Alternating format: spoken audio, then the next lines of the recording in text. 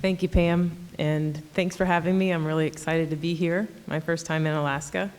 I am actually an adjunct professor at the University of Colorado, not California, which is where, I think you said California, which is where TEDx has been based for the last 13 years. I'm now living in North Carolina, and our staff has spread out. We are coast to coast in the lower 48. I've always wanted to say the lower 48, never really had a chance. Yeah, I'm so cool now. I've been to Alaska. Yeah, and I hope to get a little bit of time to explore while I'm here. So TEDx, the Endocrine Disruption Exchange, is the nonprofit research institute. I think I should be on my next slide. Yes, that Theo Colborn started in 2003. Theo was one of the founders of the field of endocrine disruption and contributed tremendously to the science, the policy, and the public awareness of endocrine disruption. TEDx's role in the field is to amplify the impact of endocrine disruption science. So for government agencies, we provide scientific expertise to protect public health and the environment, and for non-government agencies, we are a partner and a resource to ensure sound science-based advocacy. I'm not really going to talk a lot about TEDx. I'm going to spend some time, well, here's my overview. This is what I'm going to spend time doing, is talking a little bit about the biology of endocrine disruption, and some slides on exposure to endocrine disrupting chemicals, talk a little bit about policy and regulations, and some consumer actions that people can do. My goal today is to convey to you why endocrine disruption is such a big deal, why we should be paying attention to it. So I hope that I accomplish that. I also hope that I don't, I'll probably move through some of the slides quickly because you've heard some of this from other people, and I want to focus on what's different here. These are diseases and disorders associated with exposure to endocrine disrupting chemicals. And if you read through this list and think about the people close to you, I don't think it'll take long for you to realize how many of us suffer from these modern day afflictions, which have all been associated with exposure to endocrine disruptors. So we have infertility and other reproductive problems like endometriosis, thyroid conditions, diabetes and obesity, cancer, especially of the breast or prostate, some neurological disorders like attention deficit hyperactivity disorder and autism, male birth defects, Parkinson's and Alzheimer's disease, and immune system disorders. And if you look at this list again with a different perspective and think about all the children you know who may be affected by these, and I know that Maureen already took a poll, so everybody will raise their hands. But a lot of us know children who have ADHD or autism or obesity, diabetes, even childhood cancer, and reproductive problems like early puberty or undescended testicles in boys. And think about the fact that all of these conditions were relatively rare before the modern age of chemicals. So how could chemicals be causing all of these very different diseases and disorders? It's very possible that disruption of the endocrine system could be the underlying principle that ties them all together. Because quite simply, the definition of endocrine disruptors, or EDCs, endocrine disrupting chemicals, are chemicals that interfere with any aspect of hormone action. It's all about the hormones.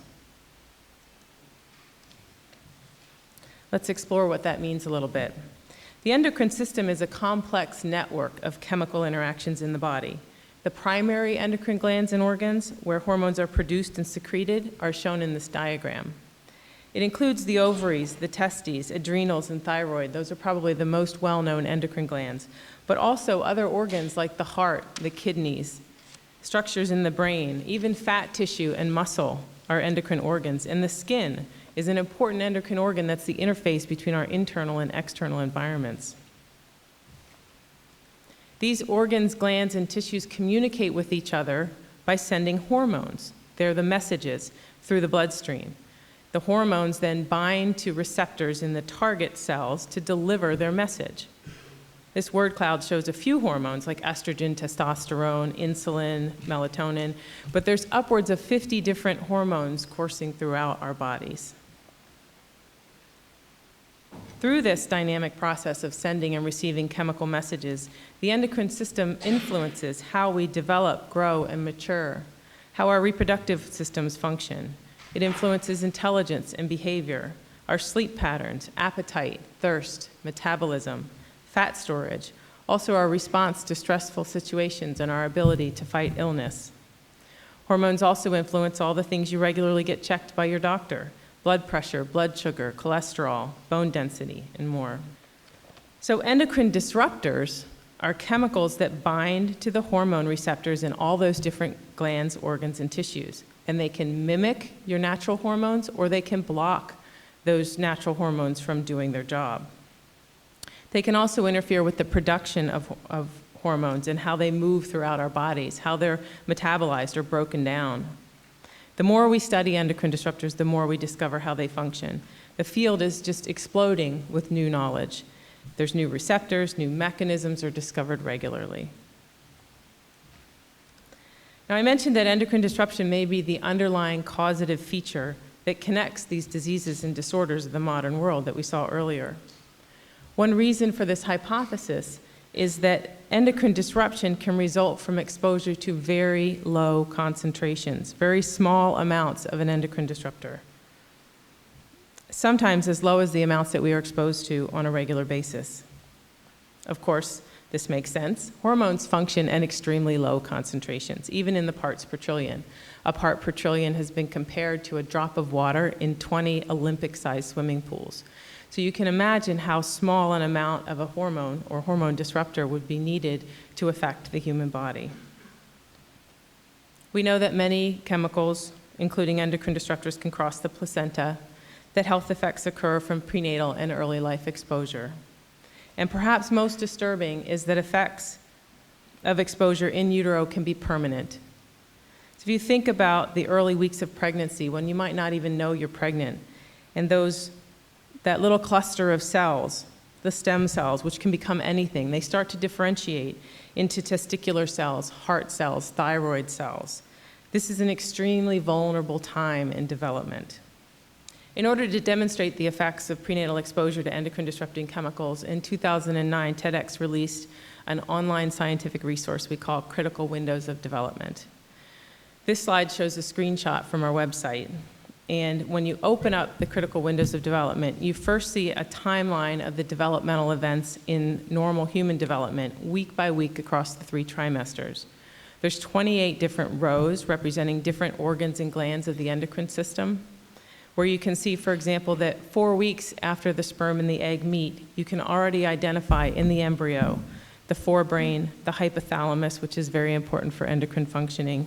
You can see that the heart has begun to beat, and the rudimentary kidneys are appearing, and lung buds begin to form for lungs that won't fully develop until the child is 18.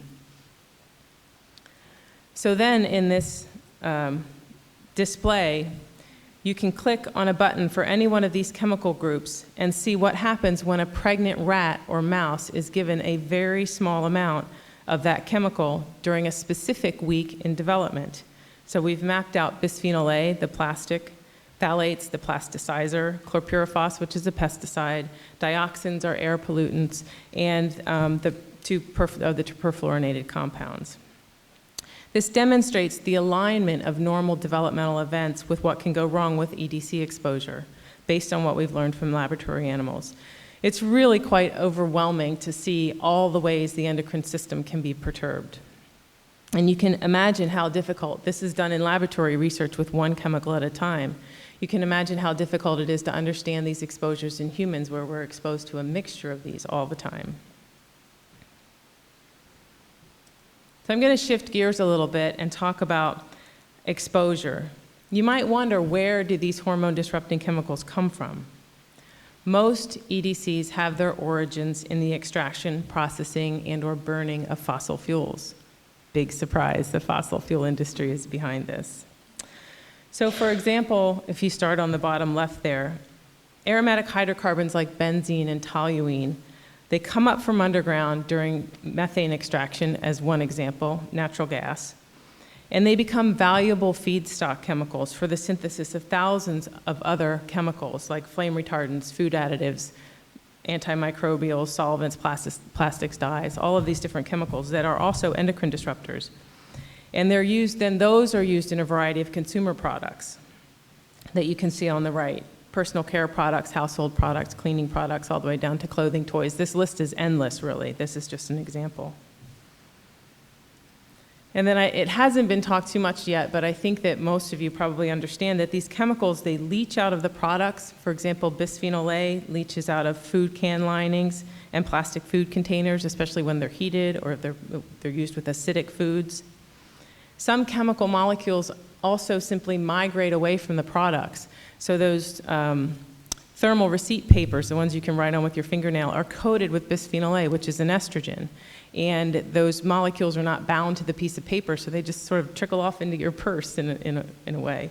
And another example is the flame retardants in foam cushions that migrate away from the product. We also unknowingly rub EDCs on our skin in cosmetics and sunscreens. We even get them injected into us when if we're in the hospital using medical equipment like fluid bags and tubing. We take in a fair amount through hand-to-mouth contact, even as adults. Common house dust is a great way to get your daily dose of chemicals. We also breathe EDCs that evaporate or off-gas, like with phthalates from carpet adhesives, vinyl shower curtains, and fragrance products. A recent study concluded, and this was really surprising to me, that dermal uptake, meaning through your skin, of phthalates in the air could be greater than inhalation of those phthalates. So they absorb through your skin from the air. It's also true that air concentrations of many different chemicals are higher indoors than outdoors due to off-gassing from common products. So we know EDCs are in our air, our water, our soil, they're in dust. They're also in many wildlife species, including bald eagles and beluga whales, herring gulls, who show reproductive effects, hormone and behavioral changes. There are also intersex fish you might have heard about in municipal wastewater, male frogs with ovaries, and deer in Montana and Alaska with undescended testicles. EDCs have been found, as you've seen, chemicals like EDCs in every person tested. They're in blood, urine, stool, saliva, tears, pretty much any bodily fluid you can think of, including umbilical cord blood and the meconium of newborn babies. Some EDCs remain in the body for years, others are excreted relatively quickly. And I want to talk a little bit in particular about children. So the average concentrations of EDCs are typically higher in children than in adults, and I think that we have heard this from other people because they spend more time close to the ground, they have more hand-to-mouth contact, they don't process chemicals the way adults do, and they're also born pre-polluted with chemicals. In one biomonitoring study, as many as 232 chemicals were found in the umbilical cord blood of minority children.